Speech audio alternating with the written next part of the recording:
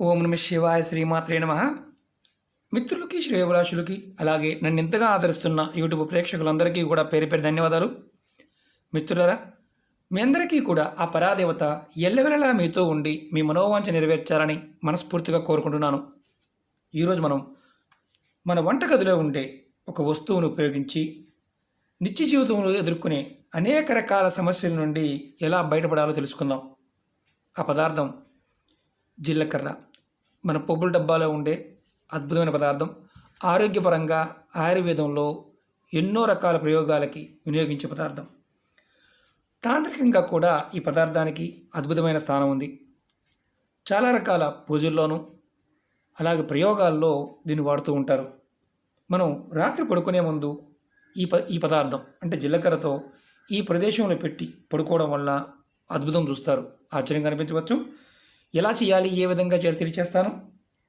మీ ఇంట్లో ఉన్నట్లుండి కుటుంబ సభ్యుల మధ్య గొడవలు జరుగుతున్నాయి అనుకోండి, అధికంగా జరుగుతున్నాయి, అంతా బాగానే ఉంది అనుకునే సమయంలో ఏదైనా అనవసరపు ఖర్చు రావటం, అలాగే సంపాదన కంటే ఖర్చులు అధికంగా అవడం, చేతిలో ఒక్క రూపాయి కూడా మిగలకపోవడం, అధికంగా అప్పులు చేయవలసి రావడం, ఇంట్లో ఉన్న ఆడవారు మగవారు చెడు మార్గంలో వెళ్ళడం, అంటే చెడు వ్యక్తులతో సాహసం చేయడం, అంటే ఒక రకంగా చెప్పాలంటే పిల్లలు కానీ భర్త కానీ భార్య కానీ చెడు వ్యక్తులతో సావాసం చేయడం, అలాగే శత్రువులు అధికమవ్వడం, ప్రతి చిన్న విషయానికి మిమ్మల్ని ఇబ్బంది పెట్టాలని చూడటం, మీరు ఏది మాట్లాడినా అవతల వారికి మిమ్మల్ని తప్పుగా అర్థం చేసుకోవడం జరుగుతూ ఉంటే మీరు ఖచ్చితంగా ఈ ప్రయోగాన్ని చేయండి. అలాగే ఇటువంటి సమస్యలతో బాధపడుతున్న వారు ఎవరైనా ఈ ఉపాయాన్ని చేయవచ్చు. ఎలా చేయాలో చెప్తాను. మీకు ఈ వీడియో నచ్చినట్లయితే లైక్ చేయండి, నా ఛానల్ని సబ్స్క్రైబ్ చేసుకోండి, పక్కనే ఉన్న గంట సింబల్ని యాక్టివేట్ చేసుకోండి, 10 మంది మిత్రులకి షేర్ చేయండి. ఆడవారైనా మగవారైనా ఈ ఉపాయాన్ని చేయవచ్చు. ఆడవారు నెలసరి సమయంలో ఈ ఉపాయాన్ని చేయవచ్చు, ఇబ్బంది ఏమీ లేదు. అంటే నెలసరి సమయంలో కూడా ఈ ఉపాయాన్ని చేయవచ్చు. ఎటువంటి నియమ నిబంధనలు లేవు, ఏ మతం వారైనా చేయవచ్చు. ఈ ఉపాయానికి కావాల్సింది కొంచెం జీలకర్ర, అలాగే ఒక వైట్ పేపర్. ఈ ఉపాయాన్ని మంగళవారం కానీ శుక్రవారం నాడు కానీ ఆదివారం నాడు కానీ చేయవచ్చు. ఈ ఉపాయాన్ని రాత్రి పడుకునే ముందు, అంటే మీరు మంచం మీద పడుకోవడానికి వెళ్ళే ముందు చేయాలి. అన్ని పనులు పూర్తయిపోయిన తర్వాత మీరు మంచం మీద పడుకోవడానికి వెళ్ళే ముందు ఒక స్పూన్ జీలకర్ర తీసుకోండి, ఒక వైట్ పేపర్ తీసుకొని, వైట్ పేపర్ మాత్రమే వాడాలి, దానిలో మీరు వేసి చక్కగా కట్టండి. చూపిస్తాను మీకు నేను ఎలా చేయాలో. ఒక స్పూన్ అనుకోండి, ఇలా వైట్ పేపర్ తీసుకోండి, వైట్ పేపర్ మాత్రమే వాడాలి. చూడండి,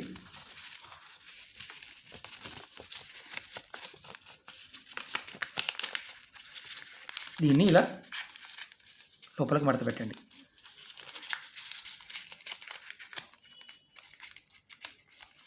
జీలకర్ర బయటికి రాకూడదు, ఇలా కట్టుకోవాలి. కట్టుకున్న తర్వాత మీరు మంచం మీద పడుకోవడానికి వెళ్ళే ముందు, ఇక నిద్రపోతాం అనుకున్నప్పుడు ఒక స్పూన్ జీలకర్ర తీసుకోండి, వైట్ పేపర్లో కట్టండి. దానిపైన ఏ సమస్యతో అయితే ఇబ్బంది పడుతున్నారో ఆ సమస్య రాయండి. అంటే ధన సంబంధ సమస్యలను చూపిస్తాను. ధన సంబంధ సమస్య అనుకోండి, ఇక్కడ ధనం అని రాయండి. నేనేమి రాయట్లేదు, మామూలు ఎక్సెల్ చూపిస్తున్నాను ఇలా. అలాగే మీరు అంటే ధనానికి సంబంధించిన సమస్య అయితే ధనమని, శత్రువుల వల్ల ఇబ్బంది పడుతూ ఉంటే శత్రువు అని, కుటుంబ సభ్యుల మధ్య గొడవలు తగ్గాలి అనుకుంటే గొడవలు తగ్గాలి అని చిన్నగా రాసుకోండి. తర్వాత ఈ పొట్లాన్ని మీ తల చుట్టూ 7 సార్లు తిప్పుకోండి. ఎవరైతే సమస్యతో బాధపడుతున్నారో, ఎవరైతే ఇబ్బందులు పడుతున్నారో వారి తల చుట్టూతా 7 సార్లు అంటే క్లాక్ వైజ్ తిప్పుకోండి, యాంటీ క్లాక్ వైజ్ కాదు, క్లాక్ వైజ్. తర్వాత ఈ పొట్లాన్ని మీ దిండి కింద పెట్టుకొని పడుకోండి. ఉదయం నిద్రలేచిన తర్వాత మీరు స్నానాది కార్యక్రమాలు ముగించుకొని ఈ దిండి కింద పెట్టిన పొట్లాన్ని తీసి మీ ఇంటి బయట లేదా మీ బాల్కనీలో లేదా మీ డాబా పైన, ఇండివిజువల్ హౌస్ అయితే పైన పొట్లాన్ని పెట్టి దానిపైన కొంచెం కర్పూరాన్ని పెట్టి చూపిస్తాను. ఇలా కొంచెం కర్పూరాన్ని పెట్టి, ఏ కర్పూరం అని పర్వాలేదు, ఇబ్బంది లేదు, ఇలా కర్పూరాన్ని పెట్టి ప్యాకెట్ పైన మీరు దీన్ని వెలిగించాలి. ఇంటి బయట వెలిగించాలి, ఇంటి లోపల మాత్రం కాదు, ఇంటి బయట వెలిగించాలి. వెలిగించే ముందు మీ ముఖం దక్షిణ వైపు ఉండాలి. మీరు నిలబడ్డారో మీ ముఖం దక్షిణ వైపు చూస్తూ ఉండాలి. పొట్లను వెలిగించిన తర్వాత మీరు బాగా గుర్తుంచుకోవాల్సింది ఏంటంటే, వెలిగించి దక్షిణ వైపు మీ ముఖం పెట్టి వెలిగించి మీరు ఇంట్లోకి వచ్చేయాలి. ఇంట్లోకి వచ్చిన తర్వాత మీరు కాళ్ళు చేతులు కడుక్కోండి. ఇంటి బాల్కనీలో కానీ, ఇంటి బయట కానీ, అలాగే ఇంటి పైన కానీ, అంటే ఇండివిజువల్ బిల్డింగ్ అయితే పైన కానీ ఇది చేయవచ్చు. బాల్కనీలు కూడా చేయవచ్చు. మాకు చేయడానికి అవకాశం లేదండి అనుకునేవారు పొరపాటు ప్రయత్నం చేయవద్దు. అంటే ఇలా బయట కాల్చడానికి అవకాశం లేదనుకునేవారు మాత్రం పొరపాటును కూడా చేయవద్దు. ఈ విధంగా ఈ ఉపాయాన్ని 5 వారాలు చేయండి. మార్పు అనేది తప్పకుండా కనిపిస్తుంది. అంటే మనకు సహజంగా కొన్ని అనుమానాలు ఉంటాయి.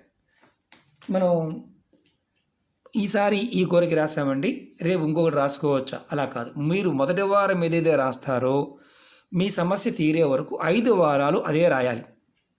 మీరు ఈరోజు చేశారు, తర్వాత ఆదివారం నాడు చేశారు, మీరు మళ్ళీ నెక్స్ట్ ఆదివారం చేయండి.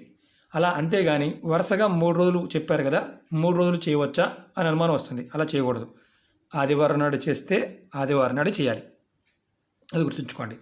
ఇది ఎవరైనా చేయవచ్చు, మతానికి సంబంధం లేదు. మనలో ఉండే ఏదైతే మన మీద జనాలు ఇబ్బంది పెట్టే విధంగా ప్రవర్తిస్తూ ఉన్నప్పుడు మనం ఖచ్చితంగా ఈ చిన్న ప్రయత్నం చేసి చూడండి. మన ఇంట్లో పదార్థమే కదా, మనకి చిన్న చూపు ఉంటుంది. ప్రయత్నపూర్వకంగా చేయండి. ఖచ్చితంగా ఫలితం వచ్చి తీరుతుంది. ఇది ధనానికి సంబంధించి లేకపోతే ఇంకొకటి అని కాదు. మీరు ఏదైతే సమస్యలు ఉన్నాయో దానిలో ఒక్కటి మాత్రమే, ధనమైతే ధనం, శత్రువు అయితే శత్రువు, గొడవలు అయితే గొడవలు, అలా రాసుకొని మాత్రమే చేయాలి.